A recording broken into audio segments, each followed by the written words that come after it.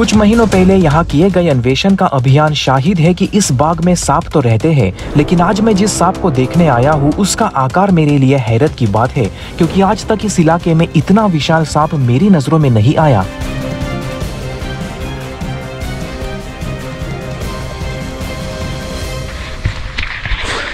मैं यहाँ पर इस सूखे नारियल के पेड़ के यहाँ पर चलने का एक शॉट ले रहा था, क्योंकि ये काफ़ी खूबसूरत सा पेड़ है। अगर सही एंगल से शूट किया जाए तो अच्छा शॉट मिलेगा, लेकिन तभी मेरी नज़र पड़ी इसके नीचे इस छावनी में आराम फरमा रहे इस रसल्स वाइपर के ऊपर। ये कितने ज़बरदस्त तरीके से यहाँ पर छुपा हुआ है। अब मान लीजिए अगर मैं यहाँ से लापरवाही के साथ गुजर जाता, इस तरह से अपना पैर अगर मैं सीधे यहाँ पर रख देता, तो वो सांप चौंकने पर हो सकता है मुझे डस सकता था। लेकिन मेरी ये आदत है कि अगर मुझे इस तरह का कोई पेड़ या चट्टान दिखाई दे तो पहले मैं उसके दूसरी तरफ देखता हूँ और उसके बाद ही अपना कदम आगे बढ़ाता हूँ। धीरे धीरे आओ। यहाँ पर एक रसल्स वाइपर है, ठीक है, सेफ डिस्टेंस मेंटेन रखो। अब मैं चाहता हूँ कि तुम इस कैमरे को पकड़ लो अपने हाथ में और मैं उसे बाहर निकालने की कोशिश करता हूँ संभाल के, ठीक है। दिक्कत ये है कि मुझे नहीं पता कि ये सांप कितना बड़ा है और इसका स्वभाव कैसा है। पता लगाने का एक ही तरीका है इस सांप को यहाँ से बाहर निकालना। चलिए आजमा कर देखते हैं।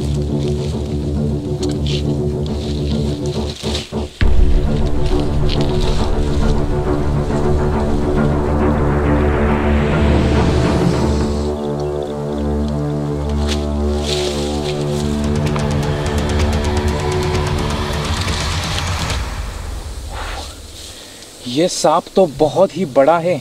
जब कुंडली मारकर पेड़ के नीचे बैठा था तब नहीं लग रहा था कि इतना बड़ा होगा, लेकिन ये काफ़ी बड़ा है। औसतन रसल्स वाइपर लगभग 5 या 6 फीट तक बड़े हो सकते हैं और ये वाला कम से कम 4 फीट का है और काफ़ी शांत भी है, क्योंकि अभी अभी ये बास्किंग करके निकला होगा, यानी धूप सेक कर। चलिए मैं इसे थोड़े से खुले इलाके में लेकर जाता हूँ जहाँ पर ये सांप और मैं हम दोनों कंफर्टेबल रह सकें।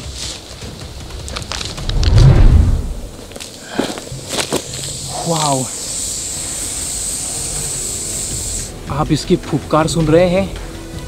ये दुनिया के सबसे ज़्यादा तेज़ फुफकार मारने वाले सांपों में से एक है और इसकी फुफकार बिल्कुल प्रेशर कुकर की सीटी की तरह होती है। ये काफ़ी ज़ोरदार फुफकार मारता है और उतना ही ज़ोरदार हमला भी कर सकता है। ये घात लगाकर हमला करने वाला एक ख़तरनाक शिकारी है। जैसे ही कोई चूहा या मेंढक इसके करीब आ जाए, ये बिजली की तेज़ी से उस पर झपट्टा मारता है और उसे अपने हाइपोडर्मिक सुई की तरह नुकीले तेज़ विषदंतों से डस देता है। इसके विषदंत बिल्कुल किसी सिरिंज की तरह होते हैं और ये शिकार के शरीर में इसका हीमोटॉक्सिक जहर प्रवाहित करने का काम करते हैं और इससे ये बात साफ़ होती है कि रसल्स वाइपर जहरीला है। मैं इसे नीचे रख देता हूँ क्योंकि इस वक्त मेरा हाथ काफ़ी दर्द करने लगा है और ये सांप बहुत ज़्यादा भारी भरकम है। गनीमत है कि ये शांत है और मैं ज़्यादा मूवमेंट नहीं करना चाहता क्योंकि उससे ये सांप चौंक सकता है। ऑलराइट, तो अब ये कैमरे की तरफ बढ़ रहा है और मैं इससे वहाँ पर जाने नहीं दे सकता। आज से कई साल पहले पैट्रिक रसल्स नाम के एक सरीसृप विशेषज्ञ थे जिन्होंने इस सांप का अध्ययन किया था और उन्हीं भाई साहब के नाम पर इसे नाम मिला है रसल्स वाइपर। अब ये मूवमेंट करने लगा है और माहौल का जायज़ा लेकर यहाँ से भागने की फिराक में है, लेकिन इस बात की कोशिश करनी होगी कि यह सांप शांत रहे, इसे कोई तनाव महसूस ना हो और हमें इसे इस इलाके से बाहर ले जाना होगा क्योंकि ये एक जहरीला सांप है। भले ही बाग बगीचों में और खेत खलियानों में सांप होना अच्छी बात होती है, लेकिन कोई दुर्घटना ना हो, इसीलिए इस सांप को यहाँ से हटाना ज़रूरी भी है। रसल्स वाइपर हीमोटॉक्सिक जहर से लैस एक विषैला सांप है। इस वक्त आपको लग रहा होगा कि ये सांप बहुत शांत बैठा है, जो कि इसका स्वभाव भी है, लेकिन हम इस बात को नज़रअंदाज नहीं कर सकते कि ये बिजली की तेज़ी से हमला करने की ज़बरदस्त काबिलियत रखता है और इसी वजह से इसे भारत का सबसे ख़तरनाक सांप कहा जाता है। रसल्स वाइपर के जबड़े में ऊपर की तरफ 2 हाइपोडर्मिक सुई की तरह नुकीले विषदंत होते हैं और यही वो विषदंत है जो इसके शिकार के शरीर में विष प्रवाहित करने का काम करते हैं। उसके बाद इसका हीमोटॉक्सिक जहर इसके शिकार के खून पर असर कर देता है, खून का थक्का जम जाता है और दिल का दौरा पड़ने से शिकार की मौत हो जाती है।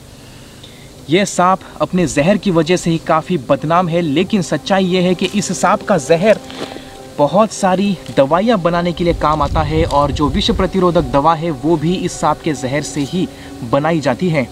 आमतौर पर लोग रसल्स वाइपर और इंडियन रॉक पाइथन में कंफ्यूज हो जाते हैं और कंफ्यूजन का कारण है पीला रंग और काले रंग की ये डिज़ाइन। ओह लेकिन अगर आप गौर से देखें तो आपको पता चलेगा कि इसका जो सर है वो बिल्कुल ट्रायंगल शेप में होता है, त्रिकोणी आकार का सिर।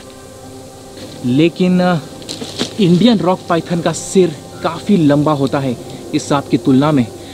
वैसे कई मर्तबा लोग ऐसा सोचते हैं कि कुछ सांप अगर 100 साल तक हो जाए तो उन्हें कुछ अद्भुत शक्तियाँ मिल सकती है, लेकिन हकीकत यह है कि सांप कभी भी 100 साल की उम्र तक जी नहीं पाता।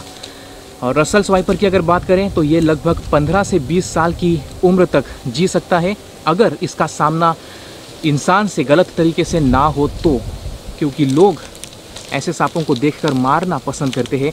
हालांकि रसल्स वाइपर को भारत के अंदर वाइल्ड लाइफ प्रोटेक्शन एक्ट 1972 के अंतर्गत खास संरक्षण दिया गया है। वैसे क्या आप जानते हैं कि दुनिया के जितने भी सरीसृप है वो सब अंडे देते हैं, लेकिन रसल्स वाइपर एक ऐसा सांप है जो सीधे बच्चों को जन्म देता है और एक मादा रसल्स वाइपर एक साथ लगभग 60 बच्चों को जन्म दे सकती है। 60 काफ़ी बड़ा नंबर है, लेकिन सच्चाई ये है कि बहुत कम ही रसल्स वाइपर होते हैं जो वयस्क होने तक जिंदा रह पाते हैं, क्योंकि छोटे रसल्स वाइपर अगर इंसान के सामने आ जाए तो लोग उन्हें मार देते हैं या फिर बहुत सारे रसल्स वाइपर के बच्चे दूसरे शिकारियों के शिकार बन जाते हैं। ये वाला काफ़ी खुशकिस्मत रहा होगा, सबसे बचते बचाते अपनी ज़िंदगी के इस मुकाम तक ये पहुंच गया। मेरी किस्मत अच्छी थी जो इस वाइपर पे मेरी नजर पड़ी, वरना गलती से अगर पैर पड़ जाता तो अंजाम कुछ और हो सकता था। बहरहाल मैंने इसे थोड़ी दूरी पर आजाद तो कर दिया, लेकिन अफसोस है कि वो जायंट स्नेक मेरी नजरों में नहीं आया। अगर वो अब भी इस बाग में कहीं मौजूद है तो यकीनन उसे देखे बगैर मुझे चैन नहीं आएगा। लेकिन आपके मुताबिक क्या उस विशाल सांप की तलाश जारी रखना मेरे लिए मुनासिब है? कमेंट्स में जरूर बताइए।